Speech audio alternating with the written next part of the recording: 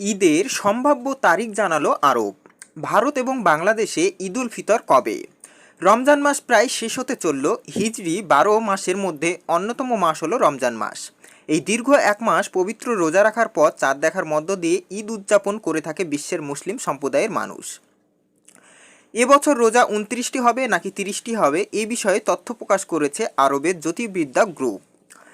সুতরাং ঈদ কবে পালন হবে, তার সম্ভাব্য ডেট কি হতে পারে, তার বিস্তারিত তথ্য আজকের এই ভিডিওর মাধ্যমে আপনাদের সামনে তুলে ধরবো এবং আগামী দিনে সঠিক তথ্যগুলো পেতে অতি অবশ্যই আমাদের চ্যানেলটিকে সাবস্ক্রাইব করে পাশে থাকবেন।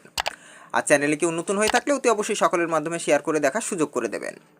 রমজান মাস 29 দিনে শেষ হলে ঈদ উল ফিতর পালিত হবে 31শে মার্চ। তবে রমজান মাসে 30 দিন পূর্ণ হলে ঈদ হবে 1 এপ্রিল। 2025 সালের পবিত্র রমজান মাস এবং ঈদ উল ফিতরের সম্ভাব্য তারিখ জানিয়েছে সংযুক্ত আরব আমিরাতের জ্যোতির্বিজ্ঞানী সংস্থা।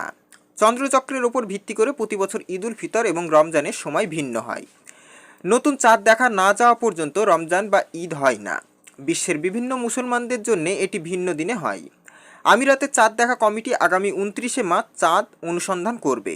ওই দিন দেশটিতে রমজানের 29তম দিন থাকবে। জ্যোতির্বিজ্ঞানীদের সূক্ষ্ম গবেষণা এবং হিসাব নিকাশ থেকে এই তথ্য পাওয়া গিয়েছে যে মধ্যপ্রাচ্যে ঈদ উল ফিতর হওয়ার সম্ভাবনা আগামী 30শে মার্চ। ওই দিন সৌদি আরব এবং কুয়েতের আকাশে চাঁদ দেখা যাবে। দক্ষিণ পূর্ব এশিয়ার কিছু দেশে এবার সৌদির সঙ্গে রমজান শুরু হয়েছে। মধ্যপ্রাচ্যের দেশগুলোতে যদি 31শে মার্চ ঈদ উল ফিতর পালিত হয়, তাহলে এবার ওই অঞ্চলের মানুষ 30টি রোজা পূর্ণ করবেন। সেই হিসেব অনুসারে বাংলাদেশের মানুষ 1 এপ্রিল ঈদ পালন করবেন। আর আমিরাত ও সৌদিতে যদি 29শে মার্চ চাঁদ দেখা যায়, তাহলে এর পরের দিন বাংলাদেশ সহ দক্ষিণ এশিয়ার দেশগুলোতে চাঁদ দেখার সম্ভাবনা থাকবে। বিশ্বের বেশিরভাগ দেশেই খালি চোখে বা আধুনিক যন্ত্র ব্যবহারের মাধ্যমে সাধারণত মানুষ ঈদের চাঁদ দেখে থাকেন।